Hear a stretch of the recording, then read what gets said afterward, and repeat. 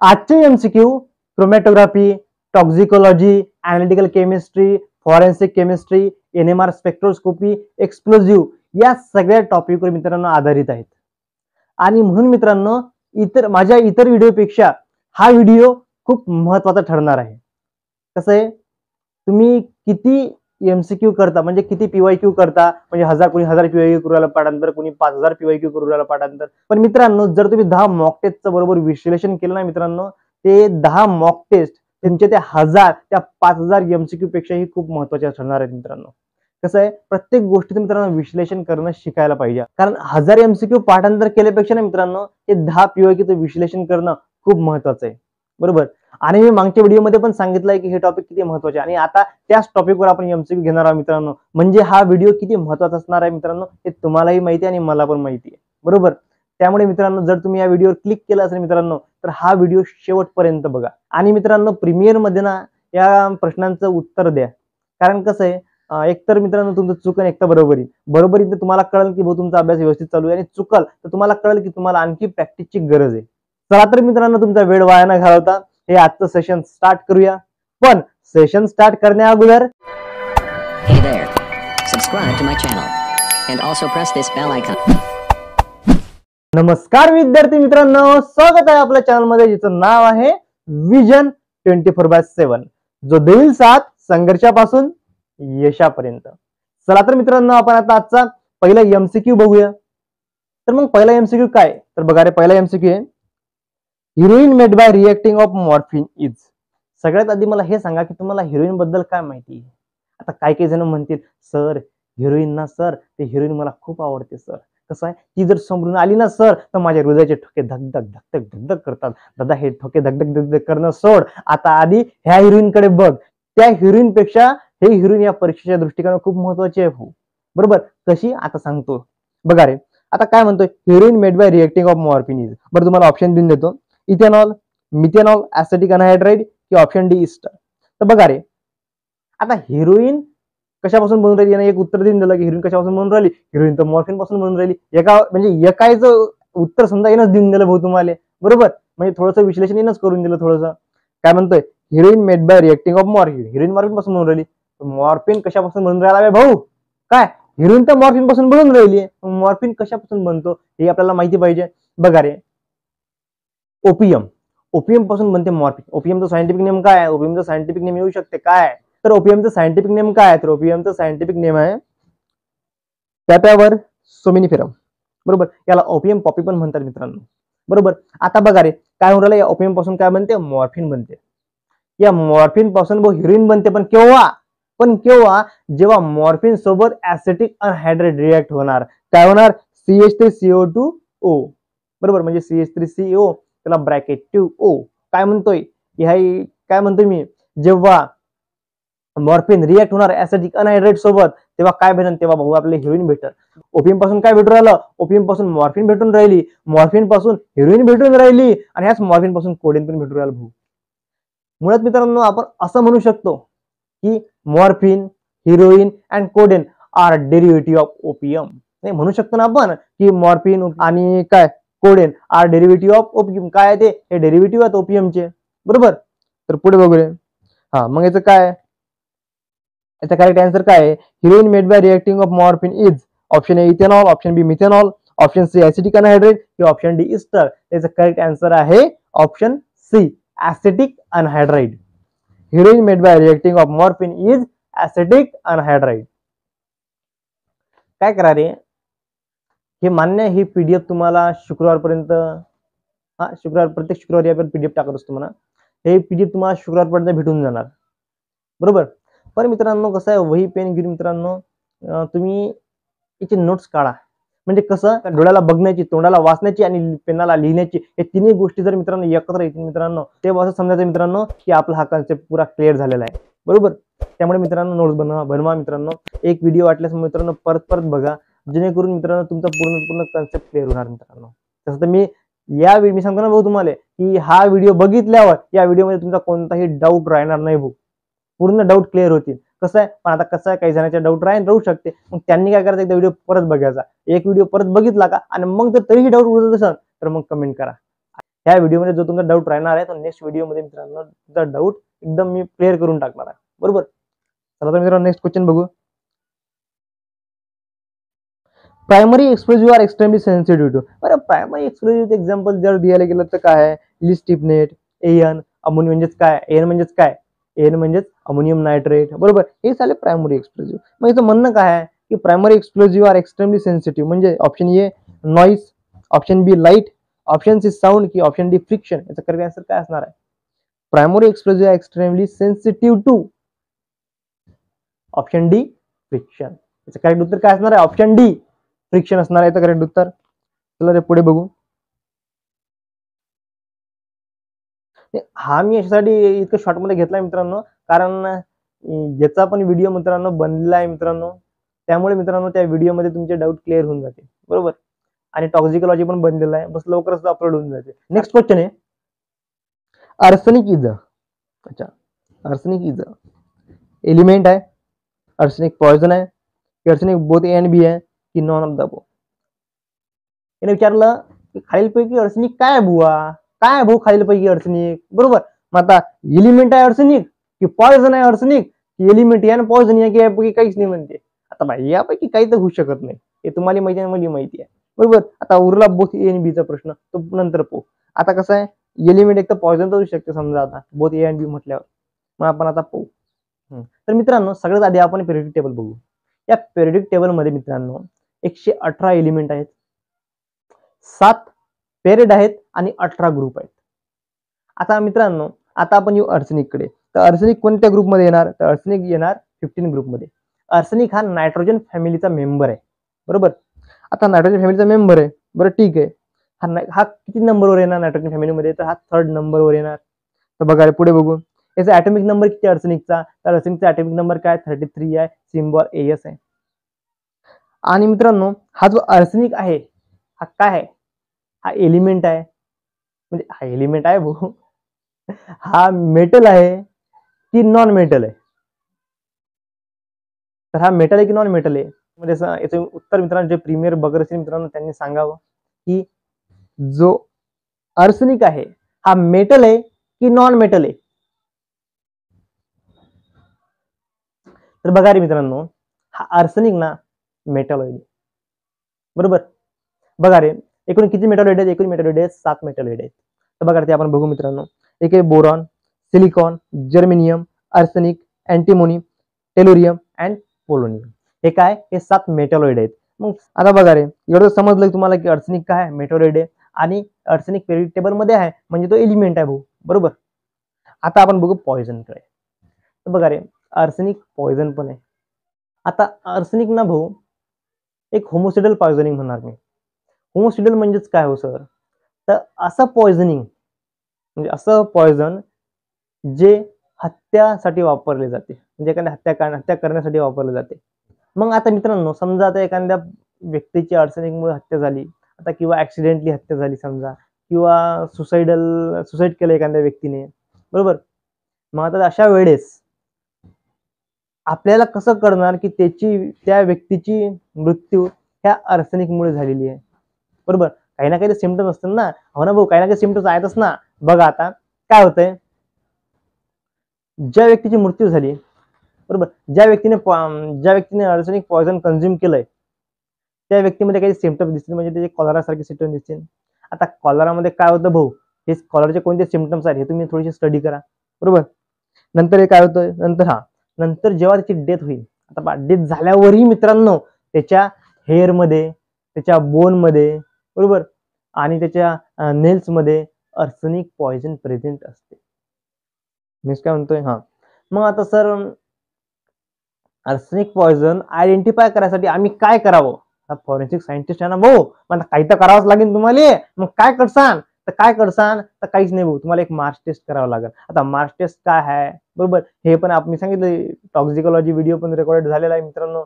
बस तो लवकरच अपलोड होणार मित्रांनो. त्याची एडिटिंग चालू आहे. कसं आहे 3D अॅनिमेशन मध्ये म्हटल्यावर मित्रांनो थोडासा वेळ लागणार, त्यामुळे तो पण लवकरच अपलोड होऊन जाणार. चला तर मित्रांनो बघूया याचं आन्सर, करेक्ट आन्सर काय. आर्सेनिक इज तुम्हाला एवढं तर समजलं पेरियोडिक टेबल मध्ये आहे भाऊ आर्सेनिक, मग काय झाला? एलिमेंट झाला भाऊ.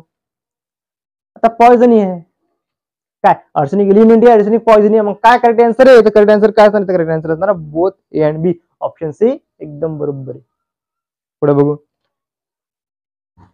IPC is procedure of investigation, court for punishment, both A and B की नॉन ऑफ द अबो. बघा रे, आयपीसी म्हणजे काय? तर इंडियन पॅनल कोड. आता बघा रे, याच्यातलं करेक्ट उत्तर काय आहे? याच्यातलं करेक्ट उत्तर आयपीसी इज काय आहे? आयपीसी तर IPC is code for punishment.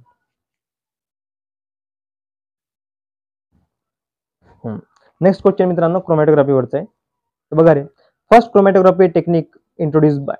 पहिल्यांदा क्रोमॅटोग्राफीची टेक्निक जी आहे तर कोणी इंट्रोड्यूस केली? तर बघा रे, कोणी केली? ऑप्शन काय आहे? एम.टी. स्वेट, मार्टिन, ऑर्फ्युला की सिंजे.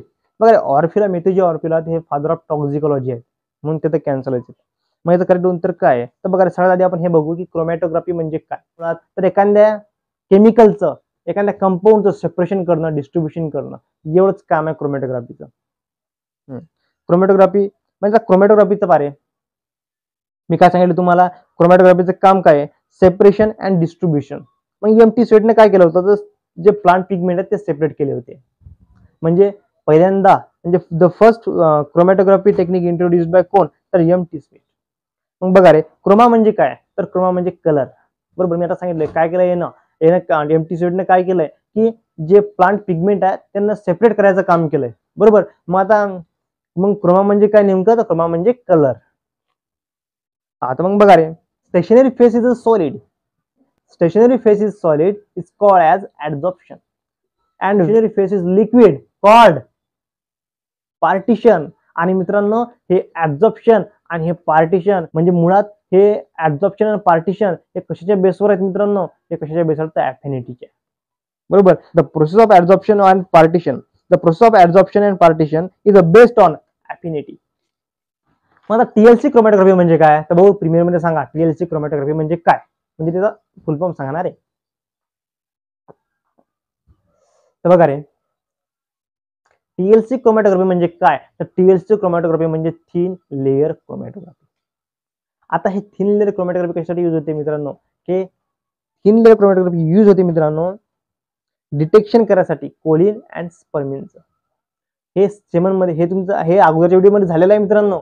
एकदा मित्रांनो अगोदरचे व्हिडिओ मित्रांनो बघून घ्या. काय होतंय? TLC method use for detection of choline and spermine. बरोबर, काय होतंय?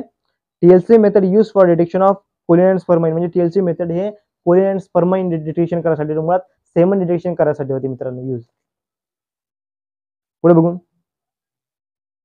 AP is present in the mitochondria, lysosome, both A and B की नॉन ऑफ द अबो. तर बघा रे, एपीचा लॉंग फॉर्म काय आहे? माहिती आहे कोणाले? माहिती असेल तर प्रीमियर मध्ये सांगून द्या. बरोबर, काय येतोय? एपीचा लॉंग फॉर्म होतो ऍडेनिन फॉस्फेटेज. आता बघा रे, हे एपी जे आहे म्हणजे ऍडेनिन फॉस्फेटेज कुठं प्रेझेंट आहे? मायटोकॉन्ड्रिया मध्ये आहे, म्हणजे मायटोकॉन्ड्रिया पॉवर ऑफ सेल मध्ये प्रेझेंट आहे. बरोबर, की लायझोसोम मध्ये प्रेझेंट आहे? लायझोसोमला काय म्हणतात? लायझोसोमला म्हणतात सुसाइडल बॅग. आता कशात प्रेझेंट आहे? तर हा प्रेझेंट आहे लायझोसोम मध्ये. पुढे बघू रे.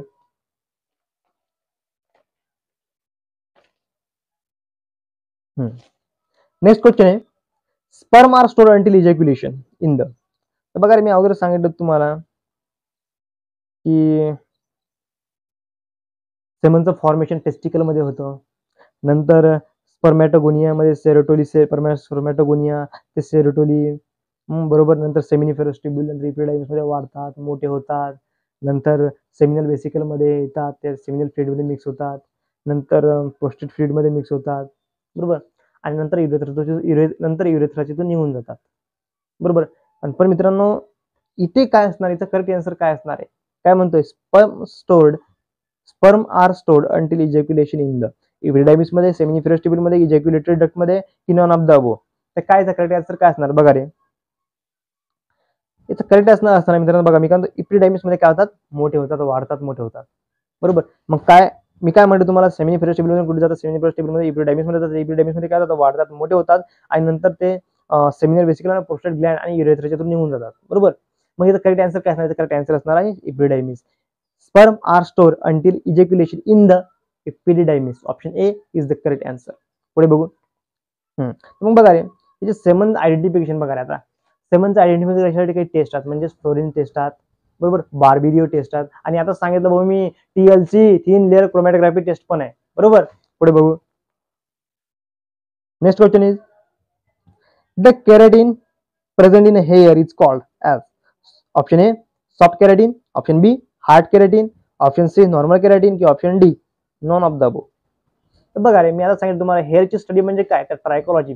मग आता बघा रे, आता आपल्या केसाचा जो कलर आहे ब्लॅक आहे ना भाऊ, बरोबर. केसाचा कलर काय आहे, ब्लॅक आहे. मग आता ब्लॅक काऊन आहे भाऊ, बरोबर. ब्लॅक आहे तर मग ब्लॅक काऊन आहे, तर ब्लॅक काऊन आहे तर तो मेलॅनिन मुळे, बरोबर. यामध्ये काय मेलॅनिन पिगमेंट प्रेझेंट आहे मित्रांनो.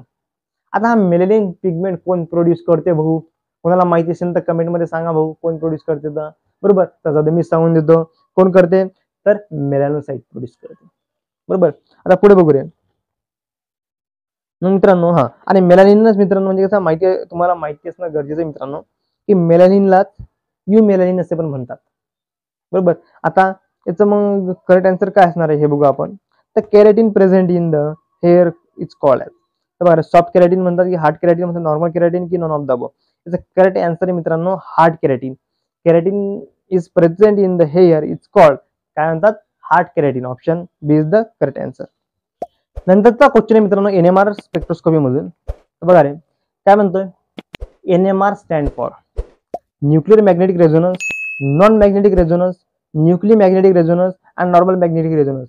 सर आता केमिस्ट्री वाले म्हणतील सर एवढा सोपी प्रश्न येऊ शकते काय सर, हा म्हणतील ना भाऊ काही ना, की आम्हाला हे असं माहिती एकदम चिटकीत आम्ही सांगू शकतो की याचं काय आन्सर आहे. पण भाऊ त्याच जागी जर फॉरेन्सिक वाल्याच्या दृष्टिकोनातून बघितलं तर हा फॉरेन्सिक वाला थोडासा म्हणजे प्रॉब्लेम येते मला काही जण आहे, बरोबर, ज्यांचा अभ्यास चालू नाही आहे. मग मित्रांनो हो कसं आहे, फॉरेन्सिक वाले म्हणजे लेवल जास्त हार्ड नसणार आहे. म्हणजे फॉरेन्सिक वाल्यानी असे क्वेश्चन येतील जे फॉरेन्सिक वालेही सोडू शकतील आणि असे क्वेश्चन येतील जे केमिस्ट्री वालेही फॉरेन्सिकचे क्वेश्चन सोडू शकतील. म्हणजे दोघांनी जास्त असे एकदम हार्ड लेवलचे क्वेश्चन येतील नाहीत, बरोबर. आणि येतील तर मग फॉरेन्सिक मधून येतील, कारण फॉरेन्सिक केमिस्ट्री वाले वाचू शकतात. पण फॉरेन्सिक वाले केमिस्ट्रीचा जो मधलं या मोठ्या मोठ्या रिएक्शन आहेत ना मित्रांनो, ते सॉल्व्ह नाही होऊ शकत, बरोबर. आणि हा मित्रांनो फक्त एक अंदाज आहे भाऊ, असं मी परफेक्टली सांगून राहिलो की नाही असंच होणार, फक्त अंदाज सांगून राहिलो, बरोबर. मग एनएमआर स्टँड फॉर काय आहे, न्यूक्लियर मॅग्नेटिक रेझोनन्स आहे, नॉन मॅग्नेटिक रेझोनन्स आहे, न्यूक्लियर मॅग्नेटिक रेझोनन्स आहे की नॉर्मल मॅग्नेटिक रेझोनन्स आहे, काय यातलं बरोबर आहे आन्सर मित्रांनो. एनएमआरचा उपयोग जर आपण बायोलॉजीमध्ये बघितला, बरोबर. आता बायोलॉजीमध्ये एनएमआरचा उपयोग काय होणार हो सर, तर बघा रे समजा आता एखाद्या प्रोटीनचं समजा, बरोबर, एखाद्या प्रोटीनचं तुम्हाला स्ट्रक्चर माहिती करायचं की स्ट्रक्चर कसं असणार, बरोबर, याची स्टेट कशी असणार. तर हे स्ट्रक्चर आणि स्टेटची माहिती करायसाठी मित्रांनो एनएमआरचा वापर केला जातो. केमिस्ट्रीमध्ये मित्रांनो एखाद्या केमिकल कंपाऊंडचं स्ट्रक्चर कसं असेल हे माहिती करण्यासाठी एनएमआरचा उपयोग केला जातो. आणि मेडिकल लाईनमध्ये ही उपयोग केला जातो मित्रांनो. सर मला मेडिकल लाईनमध्ये कसं काय हो सर, बरोबर. बघा रे मेडिकल लाईनमध्ये काय आता मेडिकल लाईनमध्ये एमआरआय मशीन आहे, बरोबर. एमआरआय मशीन कशासाठी यूज केली जाते, तर स्कॅनिंग करण्यासाठी. आणि हे एमआरआय मशीन भाऊ एनएमआरचे काय म्हणते, एनएमआरचे प्रिन्सिपल फॉलो करते, बरोबर. हे एमआरआय मशीन काय करते, एनएमआरचे प्रिन्सिपल फॉलो करते. मग बघा रे मग याचं करेक्ट आन्सर काय भाऊ, कारण प्रश्न सोपीच आहे. याचं करेक्ट आन्सर आहे nuclear magnetic resonance. NMR stand for nuclear magnetic resonance. Option A is the correct answer. बघा next question, another name of phenolphthalein असं आहे.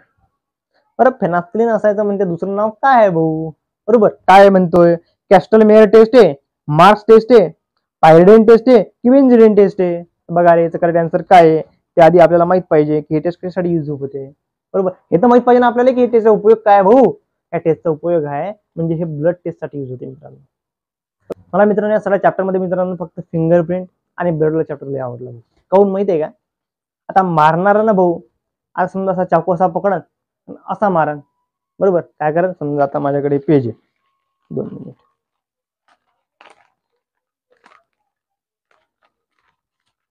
बघा रे हे माझ्याकडे पेज, आता हे ची नोक आहे, बरोबर. आता मारणारा कसा मारण चाकू, चाकू असा मारण, बरोबर, असा मारण ना चाकू, बरोबर. आता हे ची नोक आहे, बरोबर. आता आपला अंगठा कुठे आहे, आपल्या अंगठ्याचे फिंगरप्रिंट इथं आले, बरोबर. आता मित्रांनो जेव्हा एखाद्याला आत्महत्या करायची आणि चाकून आत्महत्या करायची, तो कसा कर, तो असा करण काय भाऊ, तो कसा करणार, तो असा पकडा आणि असा पकडा. आता पहा मित्रांनो जेव्हा तिने आत्महत्या करण्याचा प्रयत्न केलाय तेव्हा त्याचे फिंगर म्हणजे जेव्हा जी करंगडी आहे भाऊ हे बरोबर. हे कुठं आली, हे इकडे आली भाऊ. अगोदर ज्याने मर्डर करायचा प्रयत्न केला त्याची अंगठा इकडे आला होता, बरोबर. आणि तो असा करणार, म्हणजे इथं फिंगरप्रिंट वरून ओळखता येते भाऊ त्यानं आत्महत्या केली. काय, याने आत्महत्या केली की त्याचा खून झालाय. काय, हे होमिसाइडल आहे की सुसाइडल आहे, बरोबर. म्हणजे सुसाईड केलं की कोणाची हत्या करून टाकली, एवढ्याच याच्यातून भाऊ ओळखू येऊन राहिलं, बरोबर. पहा बरं, हे बघा असा इथं अंगठा आला. कुठं असा मारतोय म्हटलं तर अंगठा कुठं आला, अंगठा बघा हे नीप आहे, नीपच्या इथं अंगठा आला. आणि तेच जर मित्रांनो पहा मी ठेवता, तेच जर मी सुसाईड करतो म्हटलं तो असा पकडणार मित्रांनो, करंगडी इकडे आली. आता असा मारण, बरोबर, कळून येणार की भाऊ असा मारण, बरोबर. अँगल म्हणजे कसं आहे, पूर्ण अँगल पण यामध्ये मित्रांनो माहिती पडतात, बरोबर. तर हा तर बघा रे, तर मग काय आपला क्वेश्चन बघू आपण. ब्लड तर काय, ब्लड काय. तर बघा रे, आता समजा आता मी सांगलो तुम्हाला की एखाद्याचा मर्डर झाला, गेम वाजला किंवा एखाद्या सुसाईड केलं. आता मर्डर केल्यावर भाऊ जाहीरची गोष्ट आहे ना, तो ते सगळं ब्लड साफसूफ करून ठेवीन. आता अशा वेळेस त्यानं तर ब्लड साफसूफ करून ठेवलं भाऊ. मग आता अशा वेळेस फॉरेन्सिक वाले गेले, म्हणजे तुम्ही गेले भाऊ. आता फॉरेन्सिक टेस्ट करायची आहे तुम्हाला. आता तुम्ही काय कराल सर, तर मी हे जे आता तुम्ही टेस्ट सांगताय कोणती, तर फिनॅप्थिलिन वाली हे टेस्ट करा, यूज करा. यामध्ये जर मला सर पिंक रेड दिसन, बघा यामध्ये काय होणार, यामध्ये तुम्हाला पिंक रेड कलर दिसन तर ब्लड प्रेझेंट आहे, नाही दिसन तर अब्सेंट आहे. जेव्हा ब्लडचं सेंट्रिफ्युगेशन होणार मित्रांनो, तेव्हा प्लाझ्मा आणि ब्लड सेल्स सेपरेट होतील मित्रांनो, बरोबर. प्लाझ्मा ब्लड सेल सेपरेट होणार मित्रांनो डब्ल्यूबीसी आणि आरबीसी. आता बघा रे, आरबीसी मध्ये हेमोग्लोबिन प्रेझेंट पण डब्ल्यूबीसी मध्ये हेमोग्लोबिन अब्सेंट. आरबीसी मध्ये न्यूक्लियस अब्सेंट आणि डब्ल्यूबीसी मध्ये न्यूक्लियस प्रेझेंट. मग मित्रांनो आता डीएनएचा शोध लावायचा आहे भाऊ. आता आपला ब्लड तर अरे भाऊ तुम्हाला ब्लड तर सापडलं ना भाऊ, आता टेस्ट केली ब्लड सापडलं, ब्लड प्रेझेंट आहे. थोडंसं ब्लडचं काहीतरी तुम्ही सॅम्पल घेतलंय थोडंसं. आता सॅम्पल घेतल्यावर तुम्हाला टेस्ट करायची डीएनए टेस्ट. आता तुम्ही डीएनए टेस्ट कशी कराल, तर तुम्ही डीएनए टेस्ट कशाच्या माध्यमातून करा, म्हणजे कशाच्या याच्यावर कराल, तुम्ही डब्ल्यूबीसीच्या याच्यातून करा, बरोबर. कारण डब्ल्यूबीसी मध्ये न्यूक्लियस प्रेझेंट आहे आणि जिथं न्यूक्लियस प्रेझेंट डीएनए प्रेझेंट, बरोबर. मग याचं करेक्ट उत्तर काय आहे, याचं करेक्ट उत्तर आहे द अनदर नेम ऑफ फेनॉल्फथालीन असं आहे. Option A कॅस्टलमेयर taste. फेनॉल्फथालीन असायला दुसरं नाव काय, कॅस्टलमेयर टेस्ट. ऑप्शन ए इज काय करेक्ट आन्सर. पुढे बघू.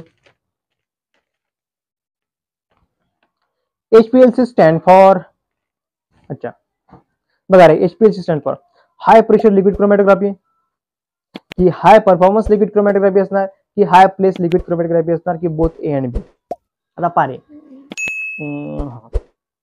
समजा एखादं सोल्युशन घेऊ किंवा एखादी ड्रग्स घेऊ ना बे, बरोबर. आता एखादा समजा मर्डर झाला एखाद्याचा, समजा ते एखाद्याने सुसाईड केलं किंवा एखाद्यानं कोणाचा मर्डर केला, समजा आज मी आजचा दिवस बेकार आहे आज सगळ्या मर्डरच्याच गोष्टी चालू आहे, बरोबर. तर बघा रे, एखाद्या समजा आता एक सुसाईड झाला किंवा मर्डर झाला, तिचा फॉरेन्सिक टीम गेली, म्हणजे कोण गेले भाऊ, तुम्ही गेले, म्हणजे काय माझे भावी फॉरेन्सिक सायंटिस्ट गेले.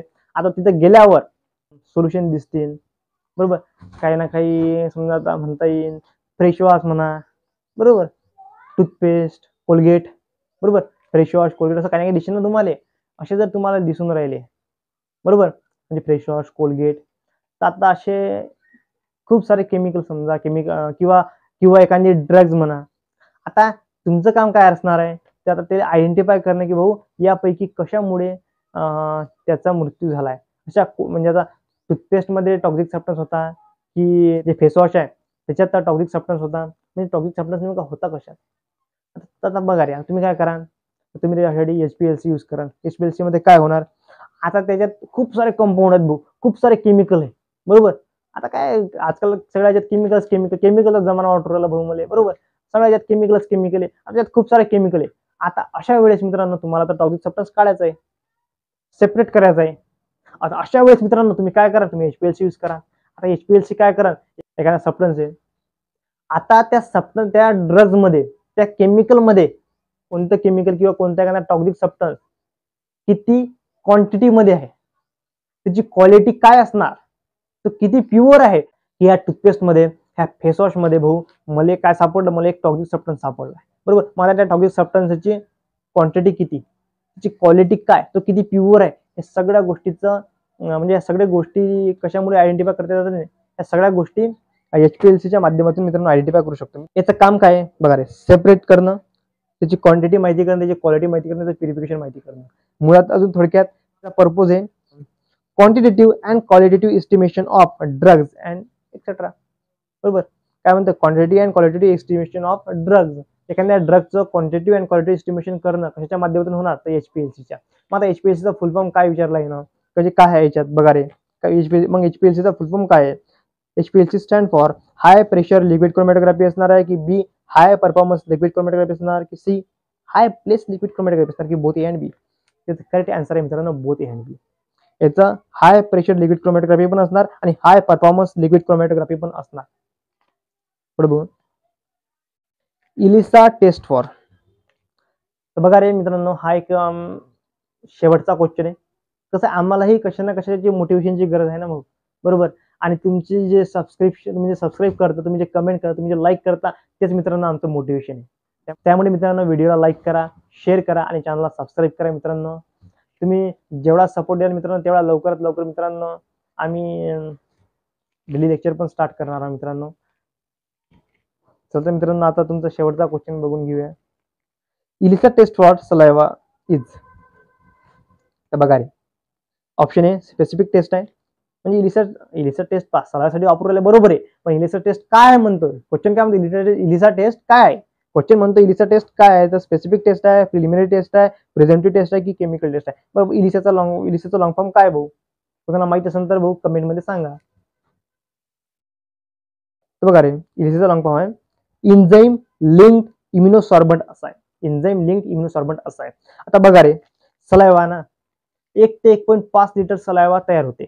किती 1 ते 1.5 लिटर सलाइवा तयार होते. मग भाऊ या सलाइवाला तयार कोण करून राहिलं, त्या सलाइवाला तयार कोण करून राहिलं, ह्या सलाइवाला तयार करून राहिलं सॅलिव्हरी ग्लँड. बरोबर. आता बघा यामध्ये पण एक रोल, यामध्ये काही ग्लँड रोल प्ले करतात मित्रांनो. कोणते, तर सबमेंडिब्युलर ग्लँड, पॅरोटिड ग्लँड आणि सबलिंग्युअल ग्लँड. हे सगळे आपापला एक रोल प्ले करतात. बरोबर. पुढे बघू. मग सलाइवामध्ये काय, तर सलाइवामध्ये इलेक्ट्रोलायसिस आहे, एन्झाइम आहे, ग्लायकोप्रोटीन आहे आणि खूप सारं वॉटर आहे, पाणी. मग आता क्वेश्चन काय म्हणतोय, ELISA test for saliva is. ELISA test कशी म्हणजे सलाइवासाठी वापरतात, पण इलिसा टेस्ट काय आहे, स्पेसिफिक आहे, प्रिलिमिनरी आहे, प्रिझेंटिव्ह आहे की केमिकल आहे. तुम्ही मला असं वाटतंय की तुम्ही मला आन्सर याचं दिलेलं असन प्रीमियर मध्ये, पण दिलेलं नसेल तर सांगतोय. तर बघा रे, ऑप्शन एक आहे एकदम बरोबर आन्सर आहे मित्रांनो. काय, specific test. ELISA test for saliva is specific test. Option A एकदम बरोबर आहे. चला तर मित्रांनो इथे आपले एमसीक्यू पण संपलेले आहे मित्रांनो. आपण जे एमसीक्यू बघितले, आपण जे विश्लेषण केले मित्रांनो, याचं तुम्ही हा व्हिडिओ मित्रांनो तुम्ही परत म्हणजे 1-2 वेळा बघा मित्रांनो, म्हणजे तुमच्या बरोबर लक्षात येणार मित्रांनो. आणि नोट्स बनवत चला मित्रांनो. जाता जाता मित्रांनो जे नवीन असतील मित्रांनो त्यांनी पण मित्रांनो चॅनलला सबस्क्राईब करून जावं मित्रांनो, ही विनंती. आणि मित्रांनो तुम्ही जे सपोर्ट देताय मित्रांनो त्याबद्दल खरंच खूप धन्यवाद. चला तर मित्रांनो भेटू मित्रांनो नेक्स्ट सेशन मध्ये. तोपर्यंत अभ्यास चालू ठेवा.